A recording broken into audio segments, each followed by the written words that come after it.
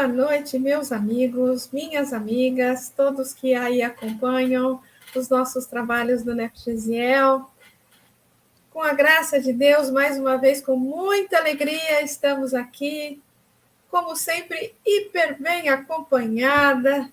Meu convidado especial de hoje, Leonardo, que carinhosamente a gente chama de Léo, né? Léo, querido, sinta-se muito bem-vindo, sinta-se acolhido pelos nossos corações. Já de antemão, muito obrigado por você estar aqui, viu? Sinta-se à vontade, você está em casa. Obrigado, viu, Val? Obrigado pelo convite. Eu que agradeço, né? Porque a gente está sempre para lá e para cá, não consegue muito conversar. Então, que bom que tem esses momentos, essas oportunidades. Obrigado pelo convite, obrigado a todos que nos acompanham aí também de casa, né? Nós que agradecemos, sabe, Léo, a sua participação aqui. É sempre muito bom aí receber os amigos queridos dos outros NEPs aí, trazendo para a gente essas reflexões maravilhosas. Eu tenho falado nos últimos papos de NEP, viu, Léo, que eu tenho trazido aqui os presentes que Jesus me colocou no meio do caminho. Então, de novo, pessoal, vou falar. O Léo é mais um presente que Jesus me deu. Ô, Val, eu vou tomar a liberdade de falar que nós é que passamos aqui para receber o presente, viu? Você sabe disso, né? Nós tivemos a oportunidade de estarmos juntos aí, acho que no começo ou no final do ano passado, né? Que delícia, né? Possamos repetir mais vezes esses encontros, não? Pois é, Léo, muito bom, né? Mas, enfim, Léo, antes da gente começar a conversar realmente, vamos convidar os nossos amigos, a todos que estiverem conosco nesse momento, e a todos que estiverem conosco em outros momentos, para uma oração, para um momento assim, onde a gente respira fundo, acalma nosso espírito, acomoda bem o corpo na cadeira e buscamos a nossa conexão com o mais alto, buscamos construir dentro do nosso coração a imagem de Jesus Cristo e com Ele nos nossos corações, na nossa visão interior, nós vamos agradecendo primeiramente por mais esse momento de estarmos juntos com espíritos amigos, irmãos do coração, para mais uma reflexão, mestre querido, das tuas palavras. Tão maravilhosos, um tesouro imenso que nos foi deixado, um resumo, digamos assim, das leis divinas que nós temos aqui que estudar, que destrinchar, entender e, acima de tudo, colocar em prática, vivenciar tudo isso e colocar à frente de cada um dos nossos passos nos dias de hoje. Então, agradecemos imensamente por mais essa oportunidade e rogamos a Ti, Mestre querido, que nos auxilie, que amplie nosso raciocínio, nossa capacidade de entendimento, para extrairmos da reflexão do nosso amigo o máximo que o nosso coração conseguir. E rogamos a Ti também, querido Mestre, que especialmente auxilie nosso amigo Léo, para que ele possa escolher as palavras mais adequadas para atingir os nossos corações e que possamos, juntos, guardar no coração toda a lição da noite. Esteja conosco, Mestre querido, agora e sempre. Que assim seja. Guardar no coração, né? Guardar no coração. Léo, você já esteve aqui conosco, já pedi para você contar do seu NEP para a gente, né? Mas isso foi ano passado. E aí, esse ano nós temos alguns projetos diferentes aí no NEP de vocês, a Luz e Caridade, né? Conta para a gente como é que são os projetos para esse ano, se é alguma coisa nova. Bom, esse ano, né, então, o NEP continuou online, né, até o final do ano. Depois nós paramos ele e voltamos presencialmente há mais ou menos um mês e pouquinho. E nós, como nós tínhamos a nossa querida Maroísa Baio, que também já veio em outra oportunidade, ela nos ajudava, né, coordenava os estudos, mas devido a ela ter outras atividades na casa dela, então ela acabou não conseguindo mais estar junto de nós. Então nós pensamos, estávamos vindo nas parábolas, e foi justamente esse estudo que nós fizemos na última oportunidade, e o pessoal acabou achando que deveria ser um início, né, um reinício, um recomeço do NEP, e nós escolhemos, então, me elegeram como coordenador dos estudos, né, e responsabilidade, né, Val? E nós fizemos a opção por estudar as obras de André Luiz, as citações evangélicas nas obras de André Luiz, e tem alguns grupos já fazendo isso, esse encontro, né? Então, nós começamos justamente esse primeiro estudo, que é o que nós vamos falar na noite de hoje. Nós temos aí um NEP de aproximadamente 12 participantes, que acontece quinzenalmente às quintas-feiras. Então, nessa não tem, na próxima tem. Até por isso nós ajustamos a nossa agenda, né? Então, novidade nenhuma, só que nós partimos a estudar as citações evangélicas dentro da obra de André Luiz, que é tão desconhecida, né? Porque a gente faz a leitura e não para perceber isso, né? Então, é um estudo maravilhoso. Nossa, Léo, que legal, né? Que legal. Isso realmente deve ser um estudo fantástico, porque às vezes a gente lê tão distraidamente, não é? Fica encantado com as narrativas do André Luiz e não se atém a esses detalhes, e são detalhes preciosos, né? Traz Preciosos. um novo olhar. O Aloísio tem feito esse estudo também, Isso, né? E foi baseado um pouco, até inspirado nele, que eu trouxe essa vontade para o grupo, e o grupo acolheu de primeira, né? Eu digo que quando nós trouxemos é um estudo diferente, porque geralmente a gente começa da citação ou começa da parábola. isso. Quando nós estamos fazendo o estudo da obra, do capítulo, então nós lemos o capítulo primeiro, e o que eu achei diferente? Nós trazemos um olhar espírita, porque nós não vamos buscar a questão evangélica, nós vamos ler o capítulo pela visão espírita, e aí nós vamos partir para a citação evangélica e finalizamos com os benfeitores espirituais. Então é uma viagem interessante. Tem sido bem gostoso esses encontros, embora estejamos no começo ainda, né? Imagino que deve ser fantástico mesmo, Léo. Imagino. Se eu não tivesse aqui no Papo de Nep, eu ia entrar lá de bicão. Tem sido gostoso. Então, no estudo de hoje, eu tentei tirar um pouco a questão da obra, né, do Nosso Lar, que é a primeira obra que a gente vai fazer no estudo, e trazer mais a questão das citações evangélicas, né, para não tomar tanto tempo. Mas acaba tendo uma coisinha ou outra, a gente traz do livro, né? Então, meu querido, a palavra é tua. Conta para a gente aí o que vocês descobriram. Bom, vamos que vamos então, Val. Obrigado pela oportunidade mais uma vez. E como a Val colocou, o que nós descobrimos, né? Bom, no capítulo 18, então, vamos começar assim, pelo capítulo 18 do Nosso Lar, nós encontramos uma citação evangélica que é justamente o título ou tema da noite de hoje. Amai-vos uns aos outros, fazendo referência ao Evangelho de João, mais precisamente no capítulo 13, no versículo 34. Quando nós olhamos esse ensinamento, quando nós paramos a pensar, amai-vos uns aos outros, nós pensamos, mas Jesus já falou isso. Nós já ouvimos alguma coisa a respeito disso no Evangelho de Lucas, em outros evangelhos. Por que será que ele viria trazer mais uma vez essa necessidade de amar o outro, né? Será que seria o mesmo ensinamento? Ou será que seria diferente? Por isso, não trago a citação completa nesse momento, para que nós possamos olhar e pensar primeiramente nesse trecho trazido. Amai-vos uns aos outros. Mas em que momento esse trecho, essa fala aparece? Que momento que ela surge?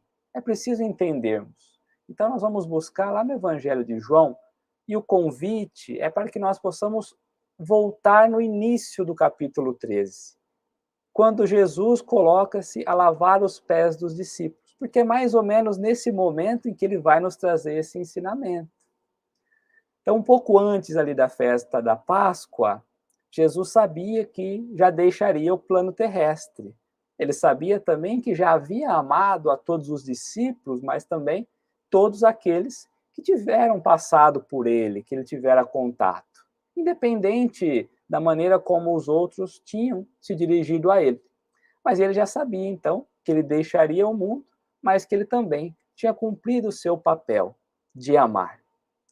No meio da refeição, ele para a refeição, e aqui nós começamos a pensar e refletir um pouco sobre esse gesto ou esse ensinamento que Jesus nos traz. Nós pararíamos uma refeição para fazer algo que poderia ser feito depois? Ele para a refeição, retira a sua capa, que estaria ali mostrando a ele esse papel um pouco de entendimento maior, de entendimento moral, um pouco superior aos outros, ele tira a sua capa, né, se rebaixa em relação aos outros, enrola uma toalha na cintura, derruba água numa bacia. Então nós temos que pensar nesse cenário, imaginar um pouquinho na nossa mente, ele agora jogando água numa bacia e ajoelha-se, lavando os pés dos discípulos. Era um movimento, era um gesto que era feito pelos escravos da época, né? Então, imaginando Jesus, na sua condição, já tendo revelado a sua identidade aos discípulos, se coloca de joelhos a lavar os pés daqueles que com ele estava compactuando naquele momento. Muitos ali ficaram constrangidos, né? Imagine nós, nos dias de hoje, se nós pensássemos numa situação dessa, até no nosso estudo teve uma amiga que colocou, já pensou se alguém oferece a lavar nossos pés? É constrangedor tanto aquele que faz como aquele que recebe também, né? Então imaginamos naquele tempo Jesus sendo quem era, naquela vivência dos discípulos, fazendo todo esse movimento. Ele lava os pés de todos, tem uma certa dificuldade ali com o Simão Pedro, que parece muito mais o nosso instinto, né, de primeiramente dizer que não faria isso, que ele não queria, mas Jesus vai dizer que se ele não fizesse, não teria parte com ele. Então Jesus diz, não só os pés, mas o corpo como um todo. Então Jesus, acabando o trabalho, passando por todos os discípulos, ele volta, desenrola a sua toalha, coloca a sua capa e volta a sentar. E ao sentar ele vai dizer, vocês me chamam de mestre, vocês me chamam de Senhor. Ou seja, mestre e Senhor é aquele que tem o que ensinar, é aquele que nos educa. E ele confirma, e eu sou. Mais uma vez ele traz o eu sou nessa passagem, mostrando a sua identidade. E ele vai nos dizer, eu trouxe o exemplo para que vocês também assim o façam. É o primeiro momento em que nós começamos a entender qual é, propriamente dito, o significado da citação de hoje. Então ele vai fazer esse gesto para que os discípulos também pudessem fazer isso. E ele completa a passagem dizendo que nenhum escravo é maior do que o seu senhor, como também nenhum mensageiro é maior do que aquele que o enviou. Fazendo, é lógico, referência a Deus. E ele, naquela postura de escravo, mostrar que ele estava a trabalho, que acima dele existia Deus e que não tinha essa questão de estar acima ou abaixo, ser melhor ou pior. Mesmo ele tendo todo o conhecimento moral, que esse ensinamento dessa noite valeria para todos, independente da nossa classificação, da nossa divisão, e completa que se nós também praticarmos aquilo que ele havia ensinado, nós seríamos felizes justamente pela prática. Nós poderíamos pensar apenas no ato de lavar os pés, mas essa mensagem ela é muito mais profunda. Mostra uma grandiosidade enorme do mestre se curvando diante dos discípulos a ensinar, a compartilhar, a mostrar que não existe essa diferença de fato. Mas ele continua, ainda nessa passagem no Evangelho de João 13, na sequência, trazendo justamente o momento em que Judas apontaria como sendo o traidor do Cristo. Ele anuncia naquele momento que depois de ter feito tudo aquilo, dentre eles haveria um discípulo que iria o trair. E aí nós vamos pensar na grandiosidade de Jesus. Sendo quem o era, como ele coloca, eu sou. Sabendo que um trairia ele, nós sabendo que alguém iria nos trair, ou que teríamos sido traído, porque ele já sabia que ia acontecer, qual seria a nossa conduta? Nós nos colocaríamos a ensinar? Nós nos colocaríamos como senhores a educar aqueles corações que ali estavam? Ou nós procuraríamos fugir, nós procuraríamos não enfrentar a situação, nós tentaríamos tirar proveito para que aquela situação não acontecesse? Como nós nos portaríamos? Mas ele sabia que isso ia acontecer. Então, o que acontece com ele, da crucificação, da morte, era algo que já tinha na sua programação reencarnacional. Ele sabia que iria passar por isso. E Simão, como nós, curioso, chega próximo dele e vai questioná-lo. Senhor, mas quem é que vai trair? Parece nós, né? Curioso para lá e para cá. E Jesus vai dizer que é justamente aquele em que ele der o pão. Ele pega o pedaço de pão, molha o pedaço de pão e coloca na boca de Judas Iscariotes. Então, mostrando realmente que ele sabia o que estaria para acontecer com ele. E nesse momento, ele ainda olha para o próprio Judas e vai dizer: o que tiver que fazer, que faça depressa. Porque é justamente assim que nós caminhamos no mundo. Enquanto depressa, enquanto não paramos para observar as coisas à nossa volta, nós vamos fazendo as coisas sem nos conectarmos com as questões espirituais, sem pensarmos nos propósitos divinos. Porque a lavagem dos pés poderia nos trazer a reflexão que o Cristo lavava justamente o instrumento que nos liga à questão material, que é o mundo, como se estivesse nos limpando das mazelas materiais, nos dando a oportunidade de seguirmos pelos olhos espirituais. Judas então vai comer o pedaço de pão e ele sai. E a saída nós sabemos muito bem. Para que foi? Foi buscar os soldados para que mais tarde viesse buscar o Cristo. Então, nós estamos falando até aqui do momento da despedida do Cristo, no momento em que ele vai se mostrar e vai ensinar até o último instante, porque ele nos ensinou até os últimos minutos, até o último segundo foi de ensinamento, a mostrarmos a necessidade desse entendimento, dessa simplicidade, dessa calma, dessa tranquilidade diante dos nossos propósitos. Então, esse ensinamento trazido na noite de hoje, amai-vos uns aos outros, são as últimas instruções que Jesus vai dar aos seus discípulos. Seria a última instrução. Instrução direta, que ele, como professor da situação, como educador, iria trazer. E aí ele vai trazer: um novo mandamento vos dou, porque agora nós vamos tratar o trecho completo, e não só amai-vos uns aos outros, né? Então ele vai trazer, lá no capítulo 13, ainda no versículo 34, que é justamente o tema de hoje, ele vai trazer: um novo mandamento vos dou. Amai uns aos outros, como eu vos amei. Aqui ele muda a maneira de enxergar as coisas. Ele traz um novo mandamento e ele acrescenta, porque através desse amor é que todos saberão que nós somos de fato cristãos, que nós somos discípulos do Cristo. Essa é a continuidade que ele nos coloca. E Pedro, mais uma vez, vai se colocar então: mas por que você tem nos trazido essa última instrução? Eu não posso seguir com você para onde você vai? Por que é que eu não posso? Gostaria muito de seguir. Daria a minha vida a você. E aí Jesus vai perguntar: daria vida a mim? Posso lhe dizer que antes que o galo cante, antes que amanheça o dia, você me trairá 3 vezes. Então, o primeiro passo aqui a nós pensarmos é nós nos colocarmos no lugar de Simão Pedro, porque nós nos achamos muito seguidores do Cristo, nós achamos que nós carregamos de fato seus ensinamentos no nosso coração, que nós amamos como ele nos ensinou ou como ele pediu para que nós amássemos.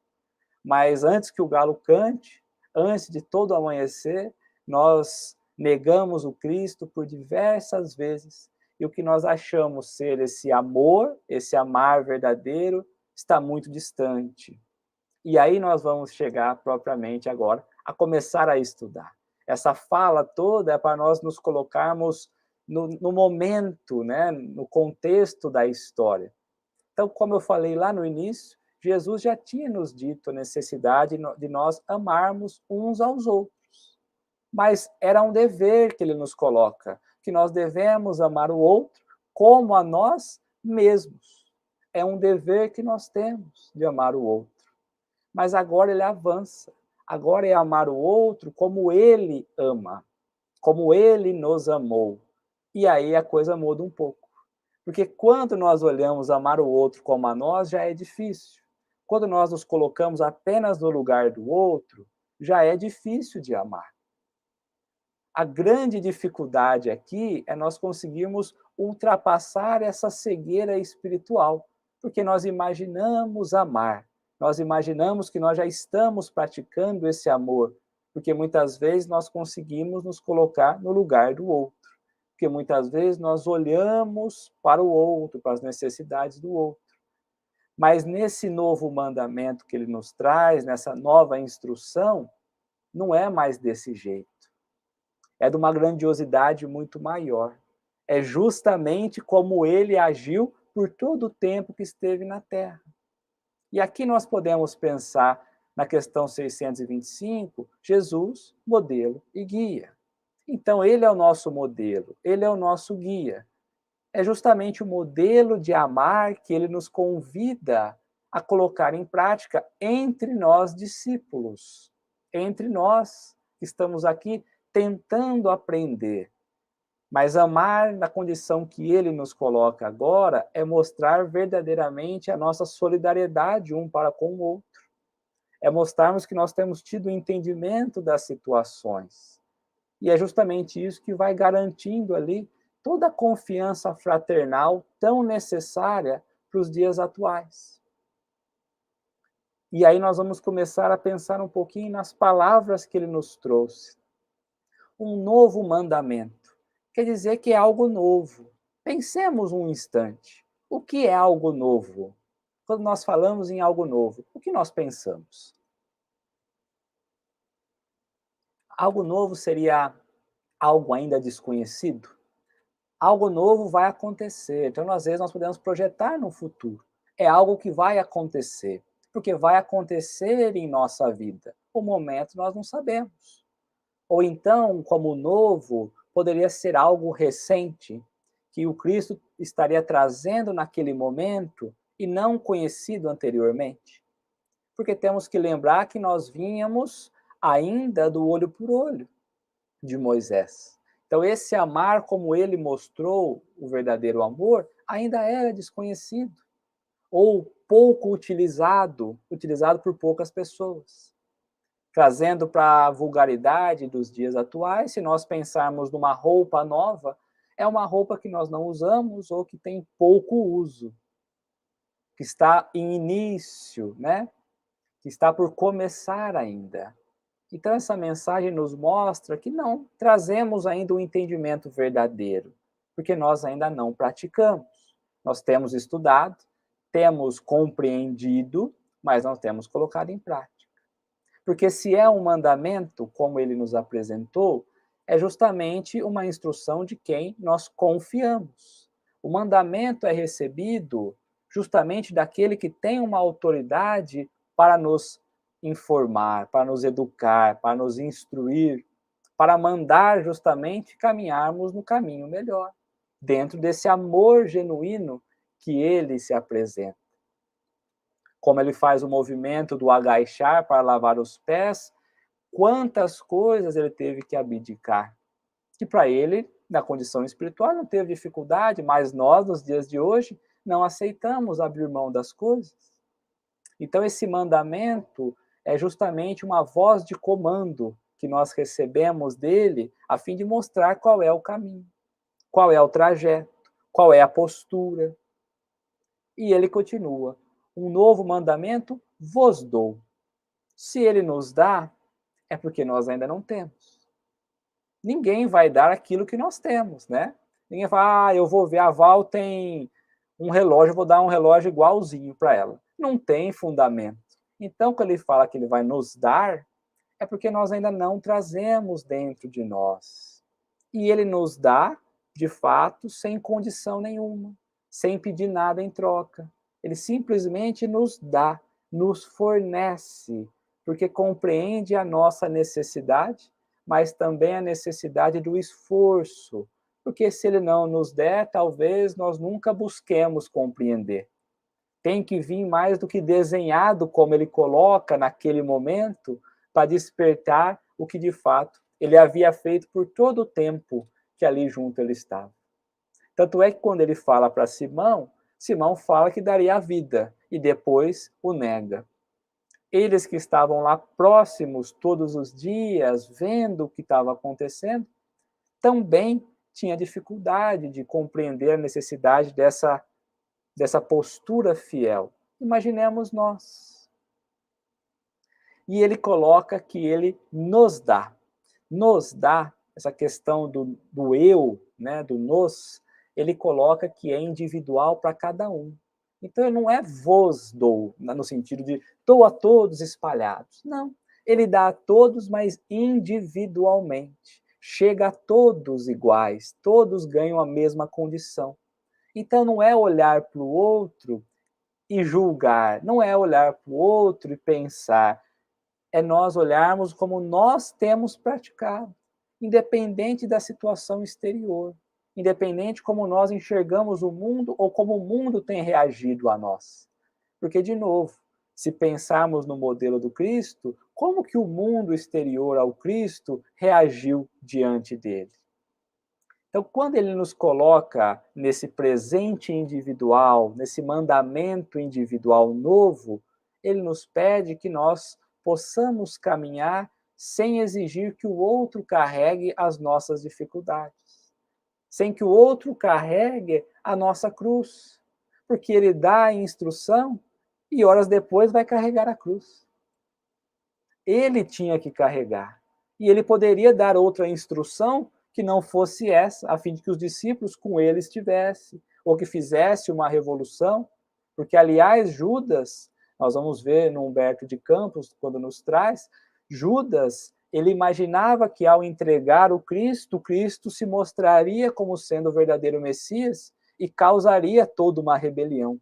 E ele se mantém incorruptível, mostrando que existia um planejamento, da mesma forma que existe para nós, numa proporção muito maior, mas que ele não fugira da sua responsabilidade. Ele vivera a sua própria vida, seus próprios objetivos espirituais, pensando não somente nele, mas no coletivo como um todo.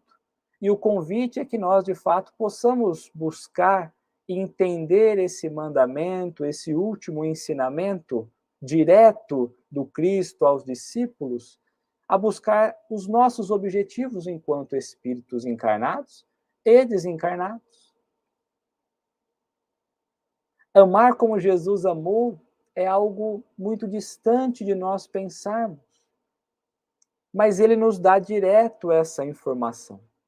Ele sabia que nós não tínhamos ainda a capacidade de compreender tudo isso, mas ele sabia a necessidade de deixar esse ensinamento direto, para que nós recebêssemos direto dele essa instrução. Porque, embora seja tão distante, tão grandioso e tão complexo, nós recebemos do nosso irmão maior. E agora é hora de olharmos para os outros irmãos mais necessitados do que nós, e não apenas olharmos nas necessidades materiais, mas compreendemos as penúrias da alma daqueles que nos rodeiam, assim como outros têm percebido também as nossas penúrias da alma, as nossas deficiências da alma, que estamos cheios. Como é difícil, como é complicado estendermos o nosso concurso àqueles que estão conosco nesse caminhar. Como é complicado expandirmos os nossos olhos além daquilo que diz respeito somente a nós. Porque ele não estava preocupado com o que ia acontecer com ele, ele estava preocupado com aqueles que lá ficariam, que somos nós nos dias de hoje. Como eles deveriam, de fato, conduzir tudo aquilo que ele havia deixado como ensinamento. Porque não cabe a nós, diante das situações difíceis do mundo, agravar ainda mais, desequilibrar ainda mais. E essa instrução nos coloca, de fato, na condição daquele que tem entendido um pouquinho, que cada um se encontra num estágio. Mas esse entendimento, esse entender, só será verdadeiro quando nós realmente aplicarmos o amai-vos. Esse amai-vos de Jesus. Então nós achamos que temos entendido, nós achamos que nós temos colocado em prática, mas e aí? O amai-vos uns aos outros como Cristo. Então nós estamos experimentando ainda, nós estamos iniciando o nosso trajeto, porque a meta luminosa, de fato, é nós vencermos as lutas da terra e clarearmos, em ascendermos. Mas antes de ascendermos verdadeiramente como espíritos, nós precisamos compreender que é necessário servirmos com alegria. Alegria de que nós estamos compactuados com Deus, na vontade de Deus, que seja feita a vontade dele, independente da situação, independente daquilo que vai nos acontecer, independente em torno de quem nós estamos, como for, da maneira que for, que seja feita a vontade do Pai. Assim na terra como no céu. Nós falamos essa oração tantas vezes da boca para fora e não aceitamos de fato a vontade que Deus tem nos colocado. Porque o amor que nós olhamos e trazemos desse Pai grandioso, mas olhando propriamente dito ao seu Filho, Jesus, como nosso modelo, nós vamos percebendo que o amor é o estágio maior dos sentimentos. Então nós achamos que já estamos desenvolvendo os nossos sentimentos.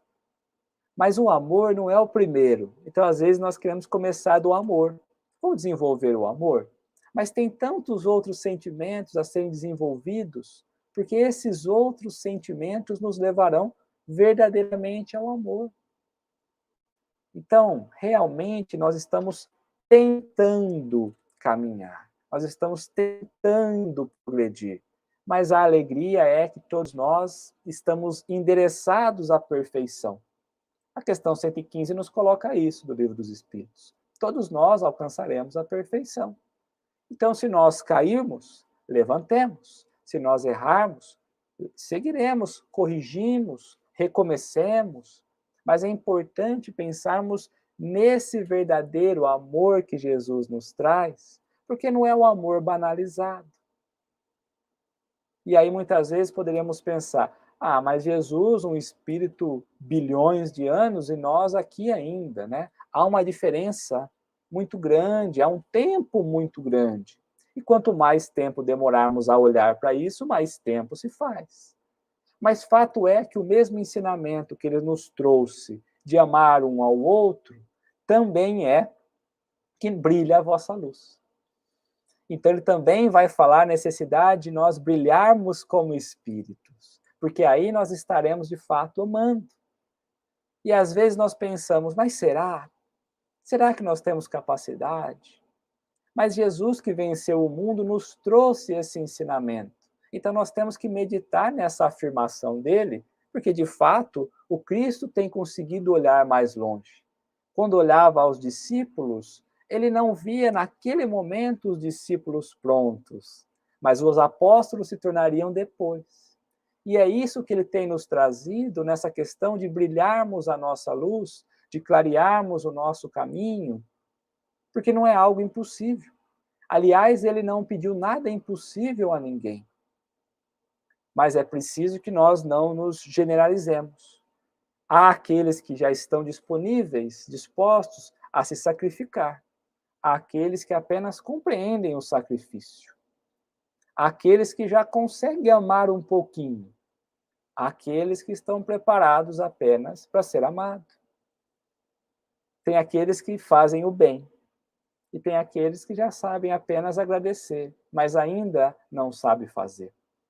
Enquanto eu refletia e pensava nessa instrução do Cristo, muito fortemente veio à minha cabeça a passagem, a carta de Paulo aos Filipenses, onde Paulo coloca a necessidade, a alegria que haja em nós o mesmo sentimento do Cristo. A necessidade de sentirmos aquilo que o Cristo sentia. Então nós queremos muitas vezes copiar as atitudes do Cristo, que é difícil, que nós não conseguimos, mas na verdade nós precisamos começar a sentir, porque é pelo sentimento que nós vamos desenvolver aquilo que nós precisamos. Porque foi o Cristo que resistiu justamente às nossas inferioridades. E continua até hoje resistindo às inferioridades, mas nos amando. Então ele compreende que nós ainda somos seres inferiores, mas mesmo assim ele nos ama. E qual é a nossa postura para com o outro? Ele mesmo deixou todas as situações possíveis, todas as ocasiões possíveis, sem interferir, mas sempre que possível, ele vinha e nos conduzia ao caminho do bem. E até hoje é assim. O livre-arbítrio nos permite errar, mas sempre que possível ele vem e nos conduz no caminho do bem. Mas nós não percebemos. É imperceptível esse movimento. E mesmo lá nos tempos ainda dos discípulos, ele compreendeu as deficiências morais daqueles discípulos. E compreende a nossa também. Mas não é porque nós trazemos deficiências morais e espirituais que ele não vai nos amparar. Ele continua nos amparando. Vejamos o amor diferente, a conduta diferente, porque não é nós nos afastarmos daquilo que é difícil de enfrentarmos. Não é afastarmos dos problemas, da sociedade, mas é a maneira como nós temos nos posicionado, como nós temos nos mostrado, como nós muitas vezes temos nos colocado como superiores aos outros, e ele fazendo o movimento inverso, de se colocar como inferior, porque aquele que se rebaixa será exaltado. E nós temos olhado nessa questão, no olhar superior da vida, como se de fato fosse isso que importava. Buscando os tributos de reconhecimento, buscando ser alguma coisa na terra, ao invés de buscarmos vencer a terra. Jesus também foi aquele que, por todo o caminhar, não perturbou a ninguém, mas se colocou de forma serena a educar. E nós, muitas vezes, queremos perturbar, ganhar no grito, colocar a nossa razão, enquanto deveríamos silenciar, serenar os nossos pensamentos, sem nos alterarmos, nos mantermos firmes, sem nos corrompermos com as coisas do mundo, amando, continuar amando, porque amar realmente, o amor é o alimento da alma. Se nós olharmos para aquilo que nos alimenta, de fato, o amor é isso. Ser cristão, de fato, como ele também nos coloca, quando nós soubermos praticar esse amor, nós seremos conhecidos como sendo seus discípulos.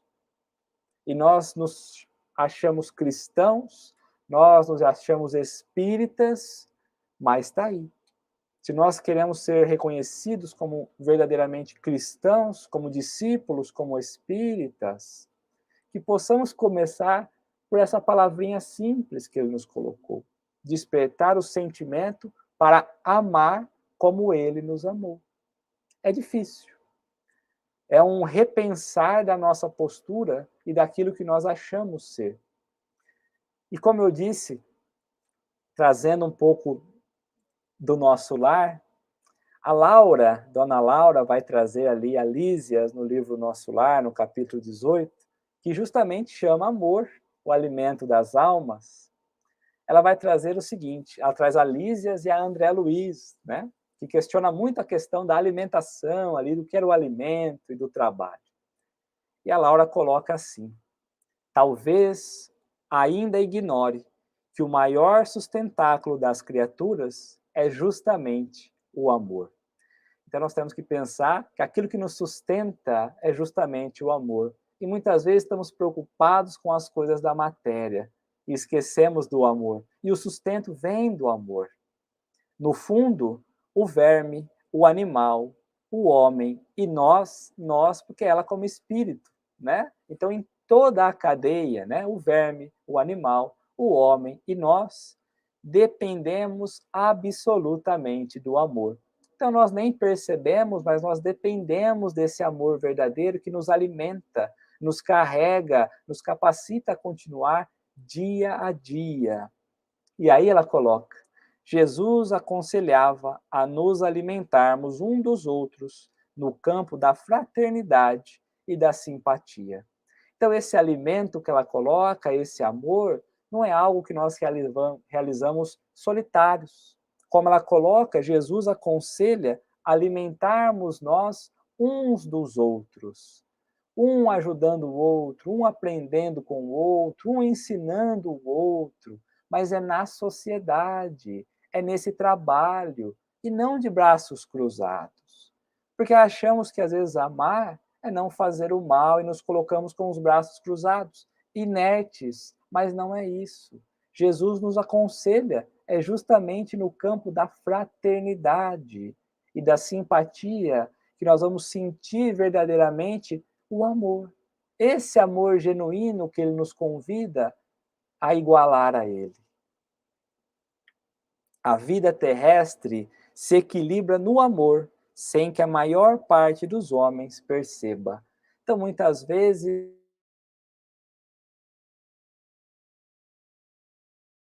porque foge da nossa condição de entendimento, foge da nossa percepção, porque nós nos apresentamos ainda cegos espiritualmente das lições que Jesus veio nos trazer, representante direto de Deus.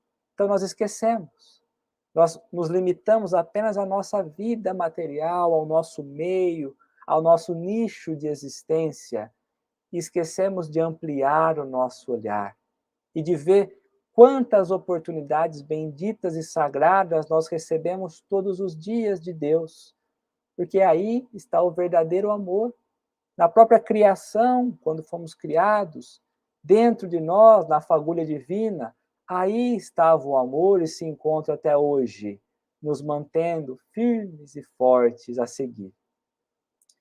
O amor, meu amigo, é o pão divino das almas, o alimento sublime do coração. E aí nós poderíamos pensar, após Judas comer o alimento material, ele foi embora. Porque muitas vezes nós estamos preocupados apenas em receber o alimento material. Aqueles que ficaram estavam para receber o alimento das almas, a instrução do amor. Então, quando nós paramos para pensar, quem somos nós? O que temos buscado, o que temos feito, quais têm sido os nossos propósitos? Porque é realmente o amor que nos alimenta, que alimenta o coração. Termina aqui o livro O Nosso Lar, e aí eu penso, Jesus para de comer e vai lavar os pés dos discípulos, a mostrar que pouco importa as questões materiais, pouco importa os costumes, pouco importa aquilo que nós achamos ser o social do dia a dia, né? O padrão do dia a dia. E quando a situação apareceu para ele, naquela oportunidade, ele para de fazer as coisas da terra e se curva ao verdadeiro amor, à verdadeira entrega, que não é material, mas é espiritual. Porque o amor, realmente, é aquilo que nutre a nossa caminhada. Muito obrigado. Muito obrigado, dizemos nós, né? Com certeza. Oh, meu amigo, que coisa linda, que reflexão maravilhosa, né? E uma coisa muito importante, logo no começo, né? Você fez todo um contexto, né? Eu gosto de comentar as coisas que a gente faz no estudo do NEP, né? Esse contexto todo que você fez aí no início é fundamental para gente fundamentar todo o restante, né? Desculpa a repetição aí, mas é embasar todo o estudo na sequência, né? Fora do contexto, talvez não significasse tanto, não fosse tão forte, né? O fato dele deixar a matéria ali, o prato, né? Cingir-se da toalha, ajoelhar-se ali, né? Não seria tão forte. Se ele simplesmente caminhando lá na praça e falasse, aqui, ó, vou te dar outro mandamento. Não é? Exato. Você sabe que quando nós fomos estudar, e nós tivemos, então assim, nós saímos, como eu disse, nós saímos como a Maroísa trazia, eu tive que me adaptar, porque a Maroísa, ela é meio que incomparável nessa questão, né? Então eu tive que me adaptar. Aí eu falei, olha, pessoal, vamos nos adaptando, precisar mudar alguma coisa, a gente muda. Quando nós chegamos nessa citação, eu falei, olha, nós não vamos seguir do 34 para frente, nós vamos seguir do 1, nós vamos voltar para entender o contexto todo, porque senão eu vou perder o tamanho de Jesus nessa, né? E aí o pessoal falou, mas vai voltar tudo, não é uma citação só? Eu falei, mas essa citação, sem o capítulo inteiro, eu não consigo mostrar o quão grande é Jesus. Exatamente. E ninguém melhor do que João, né, para dar essa visão espiritualizada dele. Só tem no capítulo, só tem no Evangelho de João, inclusive, essa passagem. Só tem no Evangelho de João, exatamente. E sabe uma coisa que eu me lembrei? Recentemente eu estava lendo esse capítulo de novo aí do Boa Nova, que, aliás, eu tenho uma palestra amanhã que eu tenho que fazer que eu vou abordar um pouco esse capítulo, né, do Boa Nova. Do Humberto de Campos, você fala? De Judas? A negação de Pedro, a negação de Pedro. A negação de Pedro. A negação de Pedro, o capítulo o título é esse, né? E uma coisa que me chama muita atenção ali, porque é a questão, assim, como você comentou, né? Eu sempre falo, a gente não tem noção exata do que é Jesus. A gente não tem. Muito menos a gente tem noção do quanto, do tamanho dele e do tamanho do amor dele por nós, né? E quando ele está conversando com Pedro, ali que Pedro contesta, mas imagina, eu vou contigo, né? O machão ali... Corajoso, né? Corajoso, valente, né? Se manifestou, né? E ele fala que eles não estão preparados para o testemunho, eles estão preparados para aprender. Ali ele fala, naquele momento, né? E é o que eu acho que é o nosso patamar, nós estamos preparados para aprender, né? Porque na hora do testemunho, acho que eu ia me espernear bastante, viu? Não é? Na hora do testemunho é que a gente vê aí a amplitude do espírito, não é isso? Então, para aprender, para estudar, para fazer uma palestra, para participar de um NEP, a gente está preparado. Val, eu ainda brinco o seguinte, né? Eu acho que num testemunho, eu acho que eu até ia, sabe? Eu não negaria. Mas só que não é porque eu já estou pronto. É porque, e a vergonha do negar? Não é de coração, entendeu? Eu vou porque, nossa senhora. Então, a gente vai acabar indo, mas não de coração puro, sabe?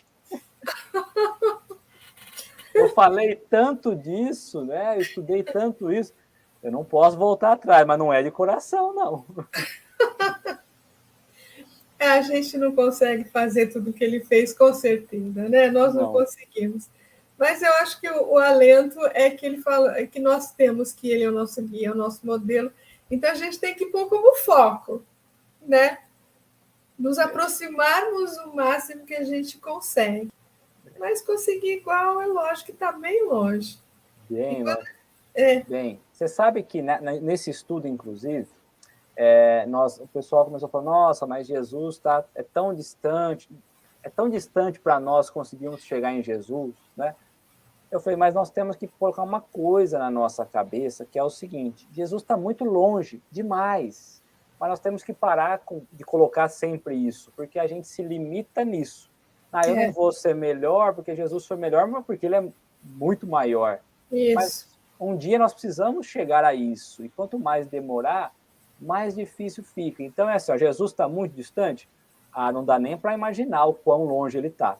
Mas eu não posso me limitar por pensar que ele está longe, né? Exatamente. E a gente tem tantos exemplos aí, né? Que a gente ainda está um pouquinho longe deles. Mas nós temos um Gesiel, nós temos um Paulo, um Pedro, né? Uma Joana de Cusa, tantos exemplos, todos os apóstolos, né? Tem tantos exemplos maravilhosos que essas pessoas ainda estão distantes de Jesus. Mas olha o testemunho, olha o degrau que eles conseguiram alcançar, não é? E mais próximos da gente. Coragem de seguir, né? Exatamente. E mais próximos da gente, o Chico.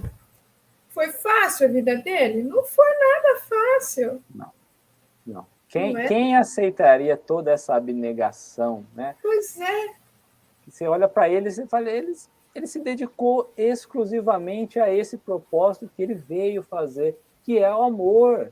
Né? Outro dia me falaram assim, mas nós precisamos dar atenção só a Kardec. Né? Eu acho que Kardec tem um peso enorme dentro da doutrina. Lógico. E aí falaram, mas o Chico não faz parte. Né?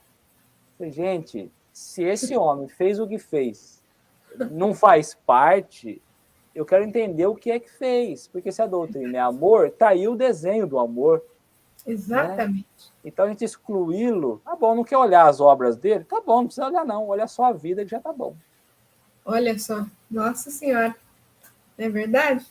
Então, sigamos, né, com muita coragem. Muita coragem.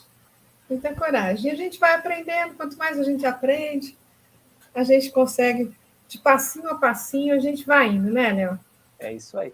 Volta um degrauzinho, depois sobe de novo, sobe 2, cai 1. É assim. Né? É assim. Sem desanimar. Eu lembro de uma frase, acho que do Chico mesmo, né? Que ele fala, às vezes eu me sinto como, acho que como um verme, talvez um verme rastejando, mas rastejando para frente. Não é? Depois Emmanuel vem, mas eu lembro que o Emmanuel fala, né? Mas o Emmanuel ainda vem e ainda dá uma bronca nele. Então, meu Deus, tadinho de Chico. Então, que Deus o abençoe, né? Com certeza ele está lá junto do Cristo, já trabalhando muito, continua trabalhando muito, né? Por nós, demonstrando esse amor, né, Léo? Demonstrando esse amor. Por nós. É abrir mão, muitas vezes, dos nossos desejos, né? E partir um pouco para o desejo de todos ali, da solidariedade comum, generalizada. É importante isso, né? Devagarzinho, né, Val? Porque a gente não consegue de uma hora para outra, mas devagarzinho. Devagarzinho, é isso aí. E em sociedade, né? Um aspecto que você colocou aí mais no final, não tem como caminhar à frente se não for junto das pessoas em sociedade, né? Está lá no Livro dos Espíritos, nós nascemos para viver em sociedade. Fora dela, o espírito se estiola, está lá no Livro dos Espíritos. Exato. Né? Às vezes a gente encontra aí denominações, né, que vão convidar a um retiro da sociedade para poder se comunicar com Deus. Poxa, que é mais do que o outro é a ponte. Emmanuel, eu acho que fala isso, que o outro é a ponte que nos liga a Deus, né? E é através do outro que eu me sinto filho legítimo dele. Esse estudo está sendo bem interessante no NEP. Nós nem chegamos na citação ainda, nem começamos ainda, né? Mas foi interessante porque teve uma outra amiga que perguntou, mas e como que a gente faz para conseguir desenvolver esse amor, né? Porque a gente não sabe por onde começar. Aí eu falei assim para ela, olha, eu li num outro livro que não é espírita, né? E ele deu uma dica muito boa. Quando a gente quer ser alguma coisa, ter um propósito, mesmo que a gente não consiga ser, finja ser. Então, quer amar? Finge que você está amando. Uma hora você vai nem perceber e você vai amar de verdade. Não espera ter o sentimento completo para começar a agir. Começa. Quer ter paciência inteira? Não. Finge que tem. Daqui a pouquinho você vai ver que você vai aprendendo. E é bem isso, né? Na prática do dia a dia, né? É bem isso. É na prática, no treinamento, no exercício. Né? O Exato. atleta não ganha medalha lá vai lá a primeira vez, né? Não, Exato. ele treina muito, né? É o Exato. espírito que tem que treinar. Isso. Meu amigo, eu só posso te agradecer muito, muito, muito, muito, muito, porque foi muito, muito, muito, muito lindo toda a sua reflexão. E agradecer aqui as amigas que estão sempre conosco aqui, Solange, a Eliane. A Eliane logo vai estar com a gente aqui, falta pouco para ela voltar aqui. É um amor de criatura, Eliane. Um beijo no teu coração, Eliane. A Ledinha está sempre com a gente. Maria Veronese, Solange, a Fernandinha, a Ferzinha lá do Ai, a Pode Fê. a Fer, Maria Fernanda. Um abraço para a Fer. E para todos que estiverem aqui conosco agora e em outros momentos. Muito obrigado, Léo. Passo a palavra para você, para suas últimas colocações aí. Eu que agradeço a oportunidade, né, de falar de Jesus, porque a gente se transforma, a gente sai mais leve, mas também com uma cobrança maior, íntima nossa mesmo, né, de nos movimentar a cada palavra, né. Então, agradeço imensamente a oportunidade, a podermos estar conversando de novo aqui. Às vezes a gente conversa só por mensagem, né, mas poder conversarmos aqui. E um grande beijo a todos que nos acompanharam, minha mãe também que está ali, ó.